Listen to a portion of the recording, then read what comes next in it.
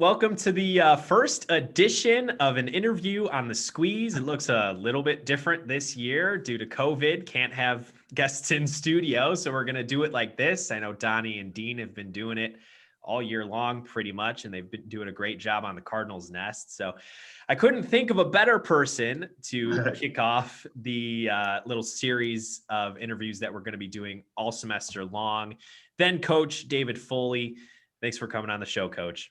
Hey, I appreciate you having me. And this is a whole lot better than most of the Zoom meetings I have on a day-to-day basis, especially here recently. So excited to talk to you guys and just excited to be back on the court with the team this week. And next week is starting Monday is a game week for us. So it's crazy how fast we've had to kind of jump back into it. But we can't be more excited to have an opportunity to put those jerseys on and go out and play some Maya games. So we're pumped.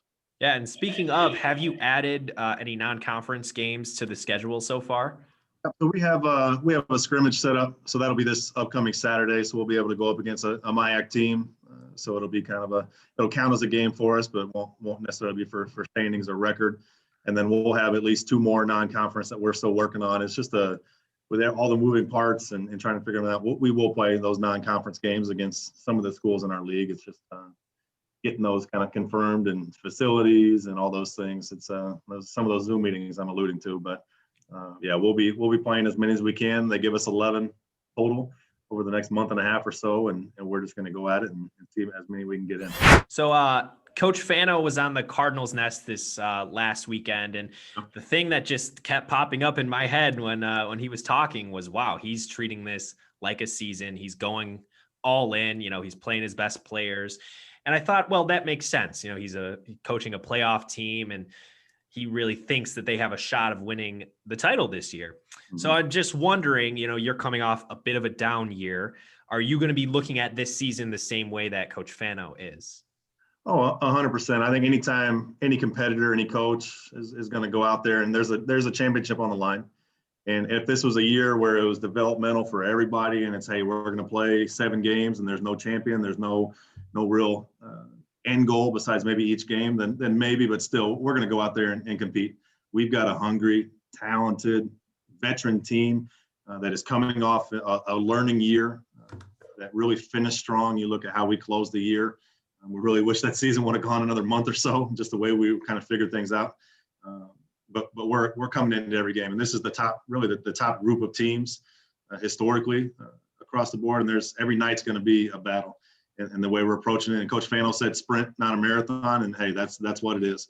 And from our first conference game at Bethel, we know that's sprint's probably going to really apply to that game, the way that they play, the way that we want to play, and we're going to come at this thing ready to go. We have 7 seniors that aren't approaching this as, hey, we're just kind of recreationally going out here to play. No, we're here to win. And we're going to take every game in that way, and we're going to get after it.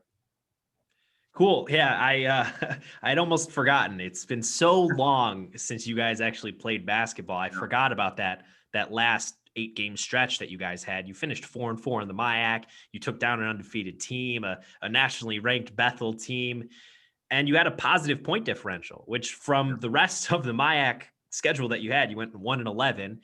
What changed? Like, what did you guys figure out?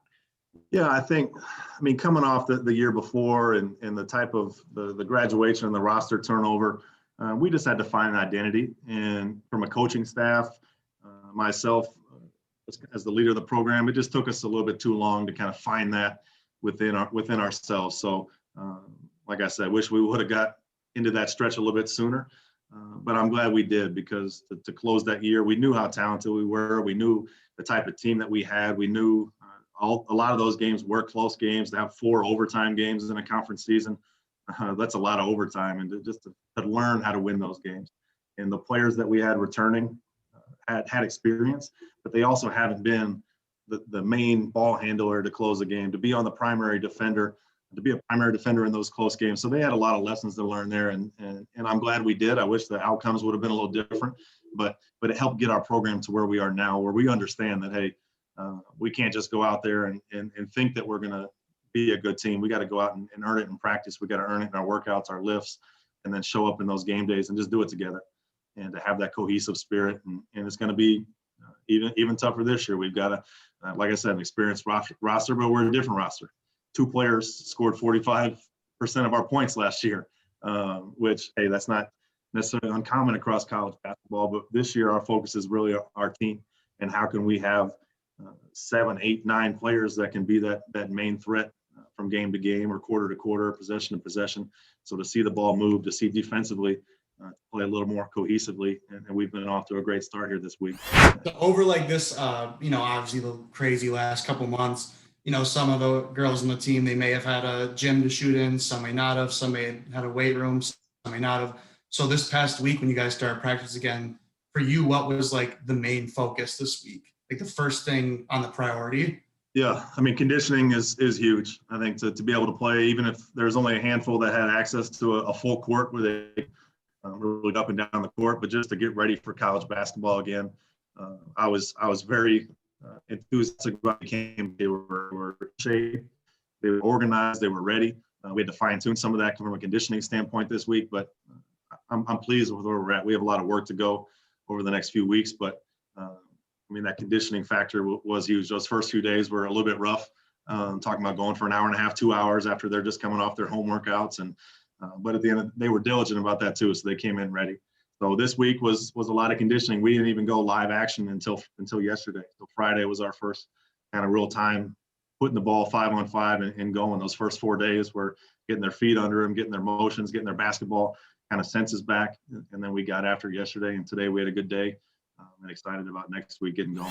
Who are the key players this season? Yeah, I think you talked about our veteran. We have 7 seniors, and I expect all 7 to be steady contributors in one way or another in all of our games this year.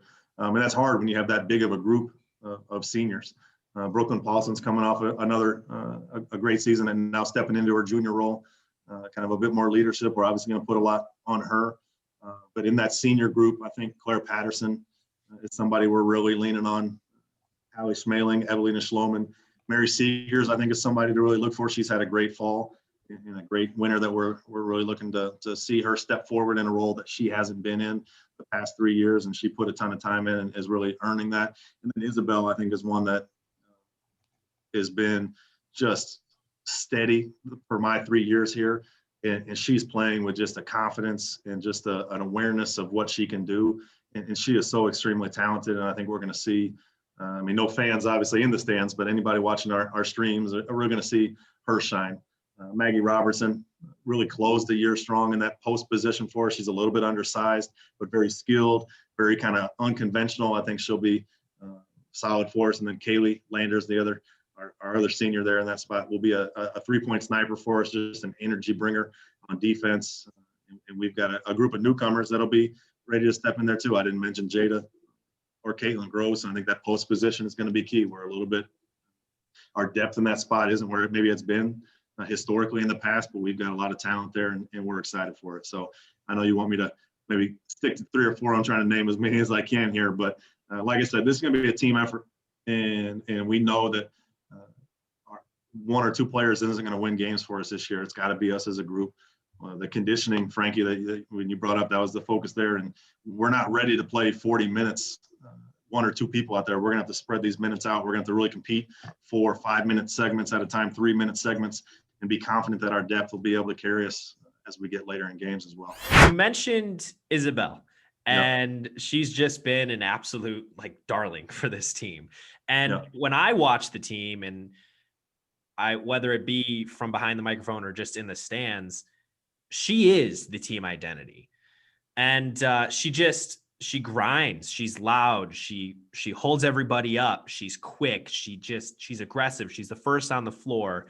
And that's all a little bit cliched, but would you agree maybe that is your team identity on the floor? Yeah, she's definitely a leader for us. I think what she does, it's not necessarily things that we even coach with her. It's just the enthusiasm, the team spirit. She's there for everybody. She's not the ego part of it is out of there, and she's just a competitor. And we're going to play her at many spots on the floor just because we need to have her on the floor in a lot of those ways. She's going to play inside for us at times. She's going to play outside. I mean, I think back to the way we closed it. I mean, she's taking charges. She's diving on the floor. She's encouraging her teammates and the bench when she's over there. I mean, they're doing their thing, get the energy and everybody going. So Isabel definitely is infectious, and we'll, if there's a day that she's not at practice or not necessarily in there, I mean, you notice it because of how engaged she is, and there's a lot of that group, and our whole team has been bringing that energy, and Isabel definitely starts a lot of that. But I think even more this year to see beyond just the hustle plays for her, but she's gonna put on a show just with her skill and her ability to play both ends of the floor and be versatile. So I'm excited about her finishing her basketball career in a real positive way. Yeah, and then again, looking back, it was so long ago. Sadly, I don't have the memory that I'm sure you do of these games. Looking at that first Bethel game, I know I tweeted about it. You guys had 28 turnovers. And I have a feeling you weren't very happy about that. I understand Bethel plays very quickly and they're very aggressive. They're great at turning the ball over. But then in the win, you guys tied. You had 19 turnovers each. Mm-hmm. Was that a point of interest that you looked at and you coached and said, guys, if we want to beat these good teams, we cannot turn the ball over? Yeah, I think, Bethel, the way they play, it has to be a key. I mean, 28-19, those are 9 possessions. And most of the time they turn the team over, they're going the other way and putting a layup or getting a great offensive possession. So to have those 9 possessions, and we felt pretty confident that if we were able to control the tempo and not let them play in transition and get out ahead of us, then I think we would have been in a good spot. I mean, they were extremely talented. They had the player of the year, the defensive player of the year. I mean, they had a couple seniors and they have a roster full of talented players, but we really felt like we controlled the pace and tempo. We were going to be in a good spot. That's a whole lot easier said than done. Hats off to our players for just buying in and just doing it together. Because really at the end of the day, we could put a press break, we could put different things in, tell them where they need to be. But against that kind of heat and pressure, you just got to be tough. You got to get to be there for each other and go. Jumping out on them 14-1 or 13-1, whatever it might have been, was huge for us too. And then we were able to kind of just hold on, and we made some big plays there. So that was a great memory for us last year, and that just kind of the energy, and all of our players deserve that feeling that they have for that game. But that doesn't really help us for this year when we know that they don't forget that game either. So that first one in conference, that's a tough place to play. They've been practicing for quite a bit longer than we have coming into this break. So we know we're having an uphill battle, but we're just going to be ready to go out and compete and control the ball. If we can take care of it, we've got enough skill and talent on the offensive end to get good shots. And then we just got to guard people on the other end. Yeah, and then one more from me. 13-13 year 1, 5-20 year 2, a little bit of a step back. Yep. Where do you think, I mean, I have a feeling I know what the answer is going to be, but where do you think that record is going to be at the end of these 11 games? Yeah, I think our goal is just to be competitive in every game we play. This is going to be a roller coaster ride of a season. I mean, knock on wood that we get all these games as scheduled, full rosters, full teams with the COVID restraints, with the testing, with travel and all these things. I mean, every game is going to be such a tall. You don't know who's playing for the other team. They don't know who's playing for us. What it's going to look like. How much practice time have we had? How much? I mean, so it's just a unique time. But I'll tell you, we're looking to be competitive in every game. We are looking to take all 7 of these games. And there's not a game on this schedule that we're going to come into like, oh, I don't know if we have a chance here. We have the talent and the experience to be in a position to win all 7 of our conference games. That's how we're going to approach it.